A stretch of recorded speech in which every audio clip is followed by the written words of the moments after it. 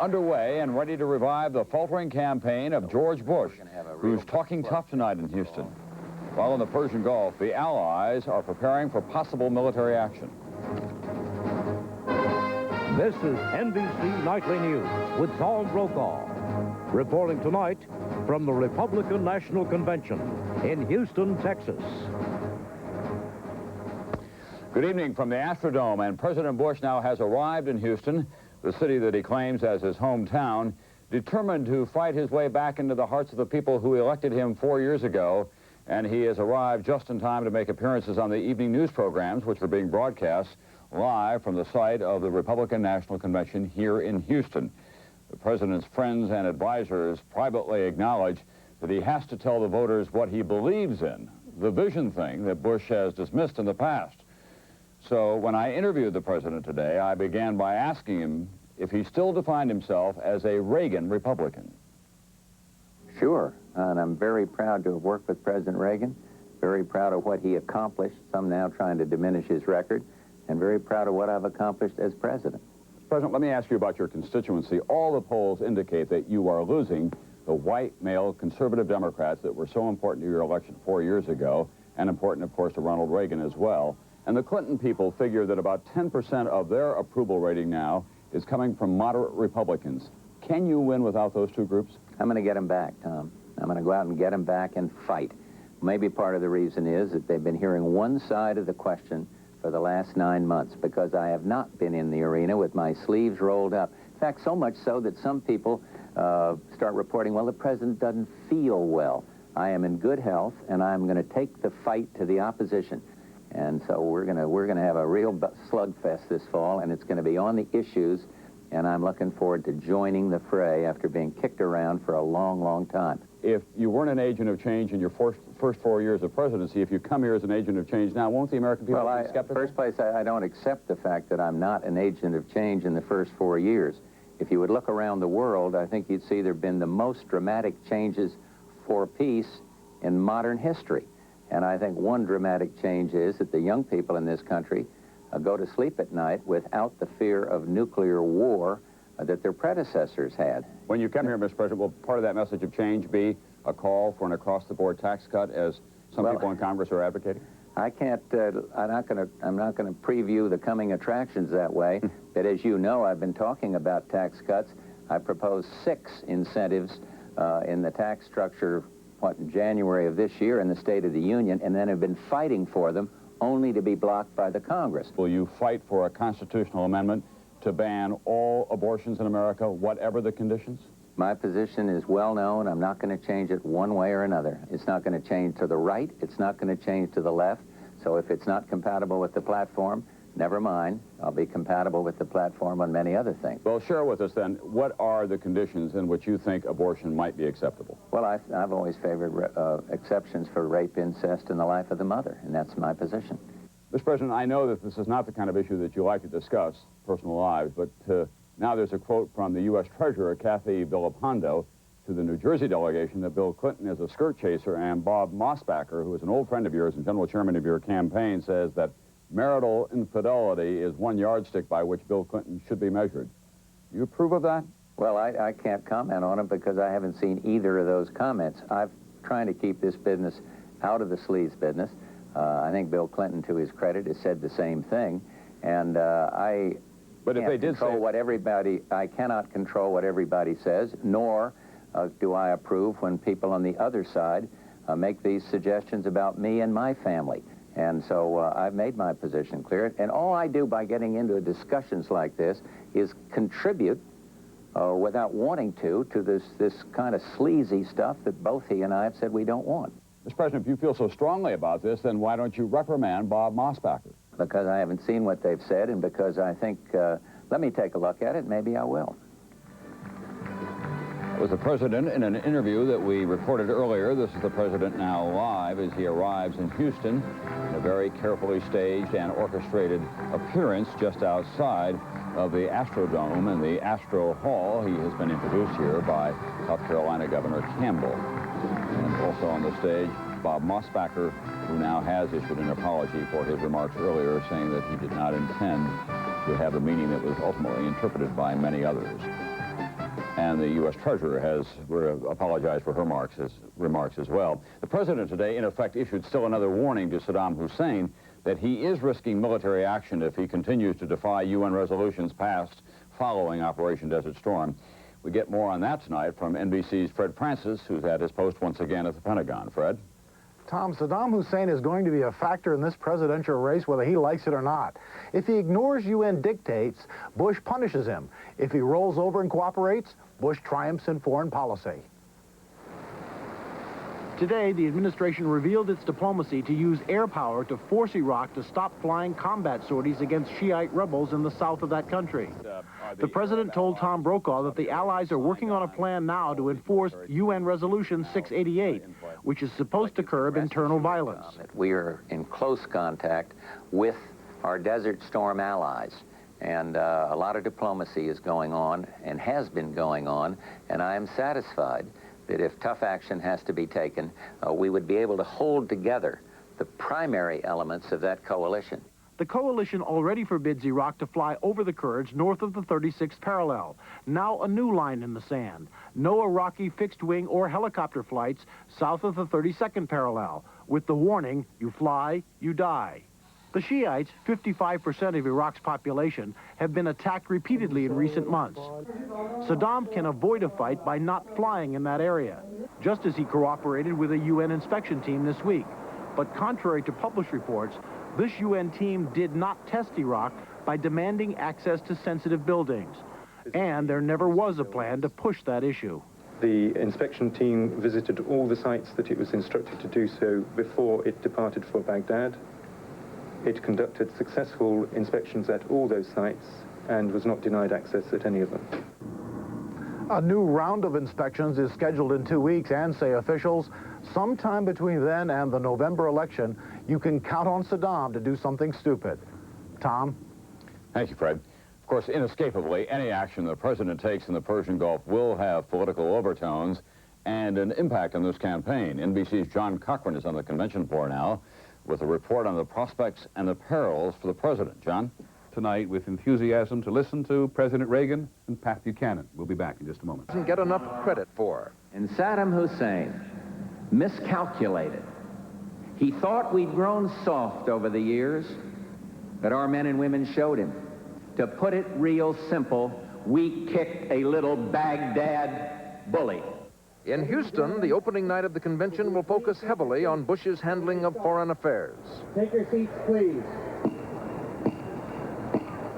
But before the convention turned to foreign policy, conservatives easily passed a platform calling for a ban on abortion, with no exceptions for rape, incest, or the mother's health. Signify by saying aye. Those opposed, no. Abortion rights advocates just didn't have the votes to force a floor fight. That was good news for President Bush today. But the anti-abortion plank could hurt him and other Republican candidates this fall. This is truly a very solemn day for me personally and for Republican women in general. Bush campaign officials tried to avoid controversy by changing the subject to anything but abortion. The exception was Vice President Quayle, who was eager to give his anti-abortion views to religious conservatives. Our opponents believe that when a teenager decides to have an abortion, her parents don't even have the right to know. We believe in the sanctity of life. With the fight over abortion now out of the way, the next big question is about the president's acceptance speech Thursday. White House aides tell NBC News that Bush will not answer the prayers of conservatives like Jack Kemp, who want him to propose across-the-board tax cuts now.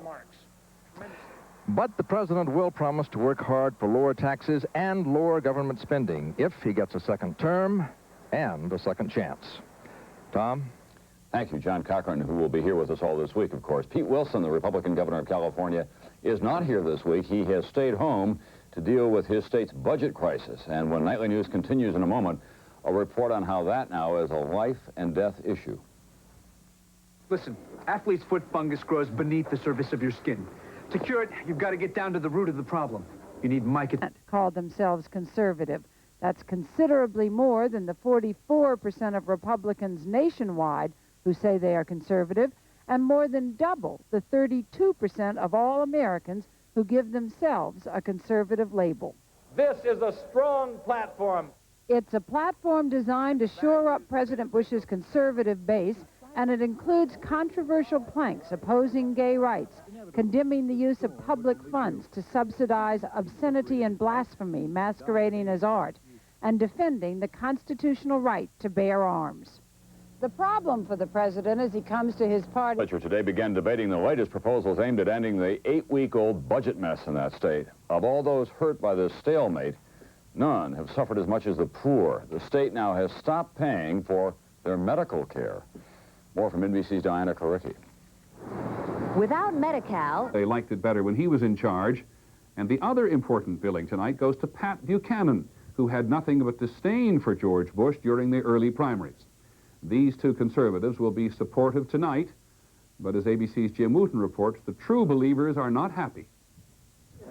Pat Buchanan come to Houston for the convention's first big speech, which seems a bit odd since he's been a Bush basher, not a Bush backer. Listen. Mr. Bush, we are not going to let you take our beloved country and lead her hand and foot, bound and gagged, into your new world order. We're going to take America back. But none of that stuff tonight. Buchanan has promised the president his endorsement and an honest effort to bring fellow conservatives on board.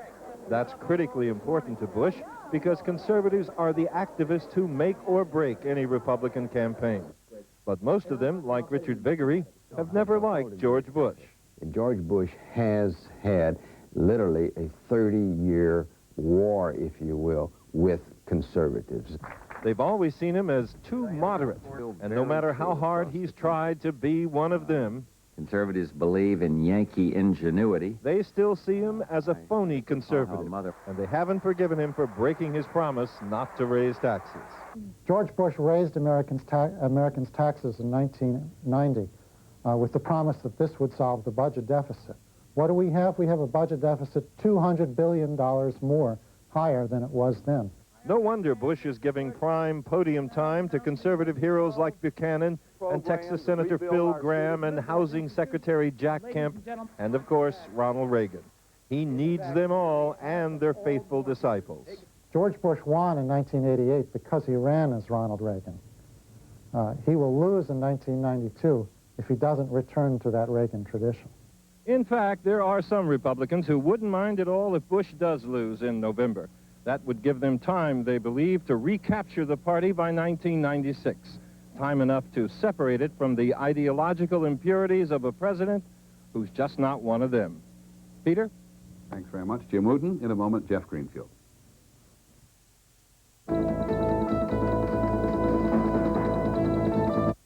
Arrest and Have a Life tomorrow on CBS This Morning.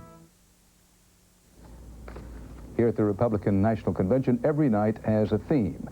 This is what they hope that you'll be reading in the next day's newspapers as a headline. Tonight, it's foreign policy. The speakers, Ronald Reagan among them, will have the same message. The message being, trust President Bush, not Governor Bill Clinton, with America's national security. For more about that, let's turn now to correspondent Eric Ingberg, who's down on the convention floor. Eric, good evening. Good evening, Dan. As long as there was a Cold War, voters judged presidential candidates chiefly on how they would perform if that red telephone ever rang. Even now, out on the stump, George Bush knows the political benefits of reaching for that proverbial phone. Many times in the White House late at night, the phone rings. It's a powerful image. The tough-minded chief executive on one end, foreign trouble on the other. Carrying news of a coup in a powerful country. Or asking how we should stand up to a bully halfway around the world. Michael Dukakis has opposed virtually every defense system we developed. It worked last time for Mr. Bush, as searing attacks portrayed Michael Dukakis as a weakling on national security matters. America can't afford that risk. But the end of the Cold War has given the Democrats hope that the charge they are weak on defense has lost its bite, as voters focus on the sick economy and unfinished business at home. When the phone rings in the White House, it's more likely to be Los Angeles burning. The world has changed in such an incredible way, and people know that President Bush hasn't seized the day. And Republican image makers concede the death of communism makes their job harder. Now that the Soviet Union has collapsed, it's like the Sharon little fat face, and I like people, and it's easy. But behind those trademark fake pearls is one savvy politician. Her mere presence can make White House staffers tremble. I know that's true, and I'm sorry about that. But George says, look, that's great. Means they'll do the right thing. She's got her own keen political instinct. Last week, she tried to soften her husband's stand against abortion rights by suddenly declaring it doesn't belong on the party platform. And she appears to relish a good political street fight. After stories that Bush may have had an affair, she scolded the press. It's an outrage. But privately, she blames the Clinton camp for the stories, then quickly points out that Clinton never denied he'd had an affair. And when Democrats said they'd attack her children's business ties, she lashed back and questioned Clinton's political virility. I mean, that's outrageous. They should be talking about their man. Maybe they don't have a man to talk about. I don't know. The truth is, Barbara has a bite. She showed her teeth in 1984 when she called Geraldine Ferraro something that rhymes with rich. She can stop reporters in their tracks, like the one who raised criticism of the president's health care plan. He hadn't even announced it yet. Come on. Tough is a negative word that doesn't really apply in my mind. She has a wicked sense of humor sometimes. It's mischievous. I do have to be careful of my sense of humor, but I hope it's never hurtful. And it is a little mischievous. There's no question about that. I'm sorry. But she rarely says or does anything by accident. So the Bush campaign says when Barbara stresses family values, it's also a direct challenge to the Clintons' lifestyle and marriage. But the Clinton campaign claims that as a working mother, it's Hillary, not Barbara, who's more in touch with today's modern family. I think that's the biggest thing. It's old versus new. And part of old versus new is reality. The old isn't real anymore. Don't even try to tell that to Barbara Bush. In her speech to the convention Wednesday night, she'll set out to prove she's real, she's relevant, and do all she can to see her husband gets reelected. Jim Miklashevsky, NBC News, Houston. I'll be back with more news, and John Chancellor will have his commentary when Nightly News returns from Houston in a moment. On the surface, it's a perfect neighborhood. But beneath the surface, there could be trouble brewing in the septic system. Ask anyone who... America in the post-communist era, that isn't enough to trust you with the American national security. Well, first, let's talk about the Astrodome. John Chancellor's been here for a while covering the Republican platform hearings last week. He's got some thoughts tonight in his commentary. That's right, Tom. And you've heard it. The Republicans here are saying they want their party to be one big tent with policies all Americans can support. Standard stuff said by both parties. The truth is different. Forget the big tent. Presidential politics is a matter of a lot of little tents called states. There is no single national vote for president. The winner is chosen by separate votes in separate states, as we all know. If you're trying to elect Bill Clinton or George Bush, you have to think of what wins 54 electoral votes in California, 33 in New York State, or 32 electoral votes in Texas. Here's an example.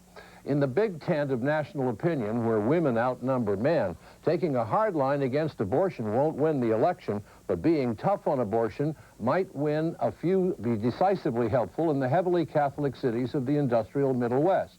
There are 84 electoral votes in Ohio, Michigan, Indiana, Illinois, and Wisconsin.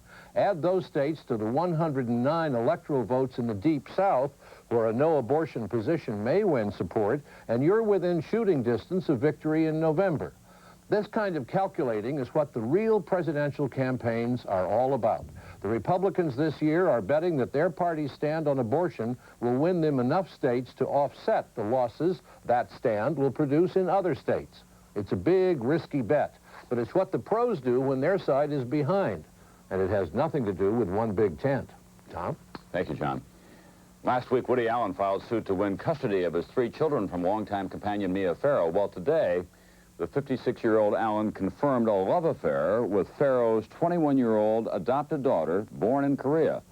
Allen said she's turned his life around. On Wall Street, stocks closed down slightly today. Trading was light. It was unreal. You woke up with morning breath. Democrats pronounced dead on arrival everything he sent up here. President Bush has preferred to put forth programs which he knows he can't get a consensus on, and then blame the Congress for the failure to enact them. Where the president hurt himself the most was in his negotiations with Congress to slow the growth of the deficit. To get a ceiling on spending, he broke the promise he made 4 years ago at the Republican convention. Read my lips. No new taxes. The delegates loved it, and so did most Americans. But 2 years later, under extreme pressure from Democrats in Congress, the president agreed to raise taxes. When he compromised, he in effect broke the pledge he made. He acknowledges that he's in a hole, but he's confident that he can fight his way out. Bob Kerr, who is NBC's national correspondent tonight, reports from Tulsa County, Oklahoma, which last voted Democrat for president 56 years ago. The city comes closer to matching the national averages for age, race, gender, and housing prices than Tulsa, and few are more Republican. I think that George Bush has been a good president. If he's had any faults, it's been in trying too hard to reach a consensus with a Congress that wants to move the country in the wrong direction. Well, I think he did a good job. It's not an easy thing to run the country. After hard times hit the oil industry 10 years ago, Tulsa diversified, and after a struggle, wages here are now higher and unemployment lower than in most of the country. So you'd think Tulsa Republicans would be happy with their president. But disappointment with George Bush runs deep. Well, I just don't think that he's done anything. He's not doing anything. He don't stand for anything. Is there any way George Bush can win you back? No, absolutely not. Bush is not a leader. But could you vote for Clinton? I don't like Bill Clinton either, but I'd vote for him before I would Bush. You know, this may be the year I don't vote. I would hate to see me not vote, but this could be the year I don't vote. And you voted for George Bush 4 years ago. Yes. Bush has a big selling job to do, even among Republicans inclined to vote for him. Trouble on the right? We're not really sure if he is conservative. He seems to be more pragmatic than he is conservative. I think George Bush did not follow the revolution that Reagan started, and he let it slip. And trouble in the middle. But he's going to have to really change, I think, a lot of his policies and a lot of the people in his cabinet, and maybe being straightforward with the United States and not saying, oh, we're working on this, that, and the other, and nothing being done. In the past couple of years, it seems like George Bush has just lost steam. He doesn't seem as enthusiastic and as personable as he did when he first took office. There's enough dissatisfaction and restlessness among Republicans here to worry local party officials. Their biggest concern is a tight race with low Republican turnout and the loss of Democrats who voted for Bush in '88. Democrat Kevin Von Moses voted for Reagan and Bush. Is change necessary in the country? Absolutely. And is Bush the agent of change? Not that I've seen. Quite honestly, he is conservative, and conservatives don't do change. Many Tulsa Republicans told me the only reason they'd vote for Bush is that they don't know or don't like Bill Clinton. He has to convince me to jump ship, whereas Bush just needs to really convince me that he can plug the leaks in the boat. A tricky shot for the president in a place where, so far, many Republicans are unexcited about their candidate or unwilling to re-elect him. Bob Kerr, NBC News, Tulsa. That's Nightly News for now. The featured speakers tonight, Patrick Buchanan and Ronald Reagan. And I'll be back with Robin McNeil and Jim Lehrer at 8 Eastern, 7 Central Time for our joint NBC News PBS coverage of this convention. And then tonight, NBC's coverage will begin at 10, 9 Central. So I'll see you then.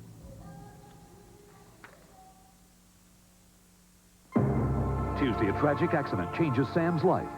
Guardian Experience CBS News. Tom Brokaw, John Chancellor, and the NBC News Convention team for nightly coverage of the Republican National Convention. Tonight. A luxury car made